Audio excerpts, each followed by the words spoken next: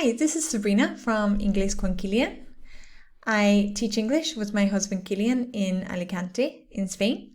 We teach English in companies, to professionals, to small groups of people, and also we have an online membership program to help people improve their English. If you want more information, have a look below. Today we're going to talk about there is and there are in all of the different tenses. So, for example, there is one person in my house. In the present, there are two people in my house. In negative, there isn't anyone in my house and there aren't any people, in plural, in my house. Is there someone in your house? And are there any people in your house? When it's in the past, there was is singular. There was someone here yesterday. There were in plural. There were some people here yesterday. There weren't in negative, plural, and there wasn't in negative single. Okay? Was there in singular and weren't there in plural. In the future, people find this one a little bit difficult, so it needs some practice. You only have singular and plural is the same.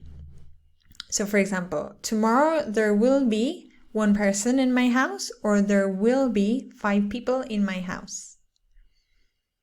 Or there won't be any people in my house, or there won't be anybody in my house. Will there be people in your house tomorrow, or will there be a person in your house tomorrow? Okay?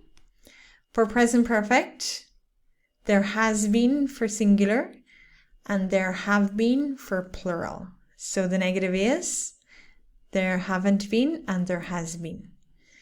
And in a question, there or has there been and have there been for plural.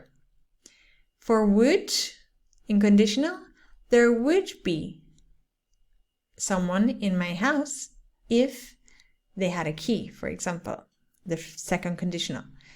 Or there would be people in my house. So like will, it's the same for singular or plural. So there would be, negative, there wouldn't be, question, would there be? Okay?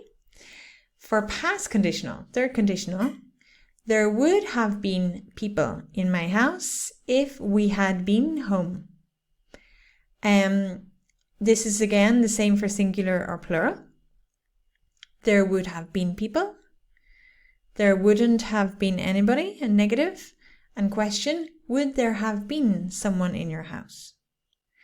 For a modal like can, it's the same for singular and plural. There can be a person, there can be people. Negative, there can't be anybody. There can't be any people. And question, can there be some people?